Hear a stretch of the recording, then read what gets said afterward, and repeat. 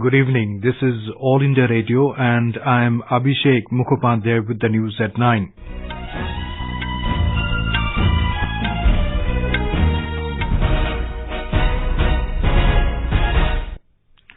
The headlines. Narendra Modi to be sworn in as Prime Minister for the second term on Thursday evening. Prime Minister Narendra Modi says coming 5 years is the time to regain the lost position of India in the world order. Sikkim Karantikari Morcha leader Prem Singh Golay to take oath as the Chief Minister in Gangtok tomorrow. Odisha Governor invites BJD leader Naveen Patnaik to form next government. Patnaik to take oath on Wednesday. And in sports, Indian shooter Apurvi Chandela bags gold medal in the 10-meter air rifle in the ISSF World Cup at Munich. Narendra Modi will be sworn in as the country's Prime Minister for the second term on Thursday. President Ramnath Kovind will administer the oath of office in secrecy to Mr. Modi and other members of the Union Council of Ministers at a function in Rashtrapati Bhavan. The event will take place in the evening at 7 p.m. A report. After the landslide victory in the Lok Sabha polls, Mr. Modi has been elected unanimously as the leader of the National Democratic Alliance yesterday. Later, he called on the president and staked claim to form government at the centre. The new cabinet of Narendra Modi is expected to have representation of all states and regions, especially from West Bengal and Odisha, where BJP has performed well. Several ministers of previous government are likely to retain their place in the cabinet this time as well. Prime Minister has asserted that his government is even more determined to fulfill the dreams of 130 crore Indians and create the new India that they have dreamt of. With Divakar, Suparna Sekya, AIR News, Delhi. Prime Minister Narendra Modi said the coming 5 years is the time to regain lost position of India in the world order. Addressing a public rally in Ahmedabad this evening, Mr. Modi said, India will progress with everyone's cooperation. The Prime Minister said the big mandate brings big responsibilities and it is important to remain humble and grounded in the wake of such a massive win. He said that people had voted in record numbers first time after the independence despite the scorching heat. Mr. Modi said that mandate of 2014 was scripted on development of Gujarat, while during these elections he felt that people themselves were contesting. The Prime Minister said he was in dilemma till yesterday whether to attend this program or not following the gruesome fire tragedy in Surat, but on the other hand he had to pay respect to his motherland. Mr. Modi said he also wanted to seek blessings of his mother and the people of Gujarat before swearing-in ceremony. Speaking on the occasion, BJP President Amit Shah said BJP has reached each and every home of the country due to Prime Minister Narendra Modi. Prime Minister Narendra Modi received congratulatory telephone calls from Pakistan Prime Minister Imran Khan, former Maldives President Mohammad Nasheed and former Prime Minister of Nepal Madhav Nepal on his victory in the recent general elections. External Affairs Ministry said in a press release that Prime Minister Modi thanked the Pakistan Prime Minister for his telephone call and greetings. Recalling his initiatives in line with his government's Neighbourhood First policy, Mr. Modi referred to his earlier suggestion to fight poverty jointly. He stressed that creating trust and an environment free of violence and terrorism were essential for fostering cooperation for peace, progress and prosperity in the region. Former Maldives President Nasheed noted that the relationship between Maldives and India had deepened in recent times. The former Prime Minister of Nepal also expressed the confidence that India's emergence as a front-ranking world power would qualitatively uplift the entire region. UAE Minister of State for Foreign Affairs Anwar Gargash today said UAE-India relations are set for another great innings. Welcoming Prime Minister Narendra Modi's acceptance speech in the Central Hall of the Parliament yesterday, the UAE Minister in a tweet said he was looking forward to further strengthen UAE's splendid relations with India. Crown Prince of Abu Dhabi Sheikh Mohammed bin Zayed Al Nahyan was one of the first few world leaders who had called up Prime Minister Modi to congratulate him on his historic victory in the general elections on the counting day itself. Sikkim Governor Ganga Prasad has invited the Sikkim Karantikari Morcha SKM President and leader of the Legislative Party Prem Singh Golay to form the new government in the state. Prem Singh Golay will take oath as the new Chief Minister of Sikkim along with his Council of Ministers at Palzor Stadium in Gangtok at 10 a.m. tomorrow. The oath ceremony will be open for public. Thousands of supporters and party workers are expected to be present in the swearing-in ceremony. SKM party defeated the SDF party who ruled the state for 25 years under its leader Pawan Chamling as longest service chief minister in Sikkim. In the 32-member Sikkim Assembly, the SKM won 17 seats while the SDF won 15 seats. Arunachal Pradesh Chief Minister Pema Khandu and his Council of Ministers tendered the resignation to Governor Dr. B.D. Mishra. The governor has accepted the resignation and asked Mr. Khandu and the Council of Ministers to continue till the new government is sworn in. BJP for the first time in the state has won 41 seats in the 60-member State Assembly. The tenure of the existing 9th Arunachal Pradesh Legislative Assembly ends on June 1st. Odisha Governor Ganeshi Lal has invited Naveen Patnaik to form the next government in the state. After being elected as head of the BJD legislature party, Mr. Patnaik today met the governor and staked his claim to form the new government. More from our correspondent.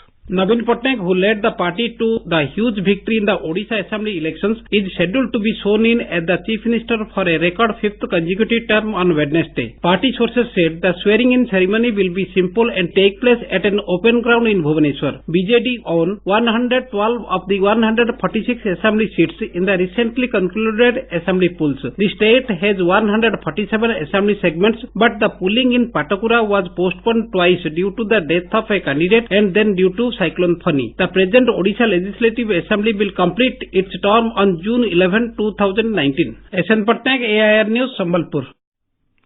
YSR Congress Party President and Andhra Pradesh CM designate Y.S. Jagannath Reddy today said his party could only request and not demand or command the special category status for their state. Speaking to reporters in New Delhi, Mr. Reddy said during his meeting with the Prime Minister earlier in the day, he has requested to be magnanimous towards the people of Andhra Pradesh. In a tweet, Mr. Modi said he had an excellent meeting with Andhra Pradesh's Chief Minister designate. Mr. Modi said both of them had a fruitful interaction on several issues pertaining to Andhra Pradesh's development and assured him of all possible support from the centre during his term. Mr. Y.S. Jagannath Reddy was unanimously elected as the Legislative Party leader yesterday. He is scheduled to take oath on Thursday. This is All India Radio giving you the news. For quick news updates, follow us on Twitter at AIR News Alerts. Prime Minister Narendra Modi will visit his parliamentary constituency Varanasi tomorrow. It will be his first visit to Varanasi after getting a splendid victory, second time from the seat. I report. Narendra Modi will go for darshan of Kashi Vishwanath temple and will see blessings of Lord Shiva. PM is also scheduled to address BJP workers at Trade Facilitation Center. BJP spokesperson Ashok Pandey told AIR that Narendra Modi will thank people of Kashi all along the 6-kilometer long passage from police line to Kashi Vishwanath, in which general public and party workers will also welcome him at various points. Sushil Chandra Tiwari, AIR News, Varanasi. Government today termed as false and baseless the reports in a section of media regarding the health condition of Union Minister Arun Jaitley. In a tweet, principal spokesperson of the government advised media to stay clear of such rumour mongering. In Uttar Pradesh, Chief Minister Yogi Adityanath has ordered Director General of Police to take stern action against the perpetrators of the murder of BJP leader Surendra Singh in Amethi district. Yogi Adityanath asked the state police chief to show results within 12 hours and an IG rank of officer has been sent to oversee the investigation.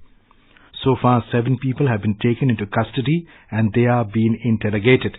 Meanwhile, MP of Amethi Smriti Irani, who was in Delhi, flew to Amethi where she met Surendra Singh's family and consoled them. In Bihar, 2 MLAs and 1 MLC of the Rashtra Lok Samta Party RLSP today joined the Janata Dal United. 2 MLAs Lallan Paswan and Sudhanshu Shekhar have written a letter to Assembly Speaker Vijay Kumar Chaudhary in this regard, while MLC Sanjeev Singh Sham has written a letter to Deputy Chairman of the Legislative Council Harun Rashid. These legislators had earlier revolted against RLSP Chief Upendra Kushwaha's decision to snap ties with NDA and join the Mahagathbandhan. A team of CBI officials visited the residence of former Kolkata Police Commissioner Rajiv Kumar in Kolkata this evening. As Mr. Kumar was not available at his residence, the 4-member CBI team went to the office of Deputy Commissioner South to find out the location of Mr. Kumar. As per preliminary information received, Notice has been issued to Rajiv Kumar to attend the CBI office in Kolkata tomorrow in connection with the Sharda Chit Fund scam. Mr. Kumar was heading the probe constituted by the state government before CBI took over. It is alleged that Mr. Kumar tampered many documents over the scam in which many influential persons were involved. In Pakistan, at least 3 persons were killed and 15 others, including 5 soldiers, injured as members from the Pashtun Tahaffuz movement (PTM), led by 2 MPs, allegedly attacked an army checkpost in the country's restive North Waziristan region today. MPs Ali Wazir and Mohsin Javed attacked the Kharkamar checkpost in North Waziristan tribal district. Pakistani military media wing Inter-Services Public Relations said in a statement that due to firing of the group, 5 army soldiers got injured. In Britain, at least 8 candidates have joined the fray to battle it out to take over the reins from Prime Minister Theresa May. May had announced her resignation earlier this week and is set to formally step down as Tory leader and PM on June 7th. The formal segment of the party leadership contest will then kick off on June 10th, but prospective candidates have already begun laying out the bids for the top job. While hard Brexiteer Boris Johnson, the former Foreign Secretary, is seen as the frontrunner to succeed May, the contest still remains wide open to at least 7 other contenders. Citizens across 21 European nations are voting today for new representatives at the European Parliament in the last leg of the 4-day poll. 7 nations of the 28-member bloc have already voted. The European Parliamentary election is the second largest democratic exercise in the world. Current European lawmakers' terms end on 1st July and the new parliament will take the seats in Strasbourg the following day. Iraqi leaders have warned of the risk of war during a visit by Iranian Foreign Minister Mohammad Javad Zarif, whose country is locked in a tense standoff with the United States. Zarif's visit to neighboring Iraq, which is caught in the middle of its 2 allies, the US and Iran, follows a decision by Washington to deploy 1,500 additional troops to the Middle East. Apurvi Chandela today bagged a gold medal in the women's 10-meter air rifle competition after a closely fought contest in the 3rd International Shooting Sport Federation ISSF World Cup at Munich, Germany. She shot a score of 251 in the final to outshine Wang Luoyao of China, who shot 250.8. And the Indian in the fray, Ilavenil Valarivan, also made it to the finals. But she missed out on a bronze medal to Zhu Hong of China by just 0.1 points and finished 4th. In the women's 25-meter pistol, Asian Games champion Rahi Sarnobat stood in the 2nd position with a score of 294. With a good rapid-fire round tomorrow, she can fancy her chances of winning a medal as well as an Olympic quota. Manu Bhakar shot 289 and was a bit behind in 24th spot, while Chinky Yadav shot 276 to be in the 95th place. French Open tennis, the 2nd Grand Slam of the season, began in Paris today. In the men's singles, Prajnesh Guneshwaran, who is the only Indian, lost to H. Delilian of Bolivia 1-6, 3-6, 1-6 in the opening round.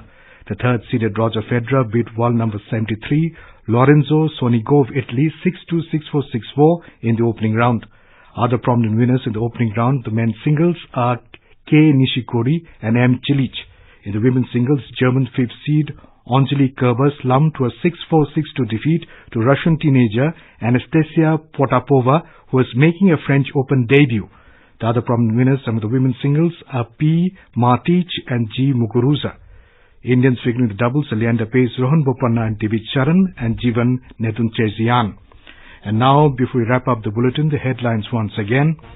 Narendra Modi to be sworn in as Prime Minister for the 2nd term on Thursday evening. Prime Minister Narendra Modi says coming 5 years is the time to regain the lost position of India in the world order. Sikkim Karantikari Morcha leader Prem Singh Golay to take oath as the Chief Minister in Gangtok tomorrow. Odisha Governor invites BJD leader Naveen Patnaik to form next government. Patnaik to take oath on Wednesday. And in sports, Indian shooter Apurvi Chandela bags gold medal in the 10-meter air rifle in ISSF World Cup at Munich. And for details of these stories and more, log on to our website www.newsonir.nic.in. And that is all in the news at 9. Good night.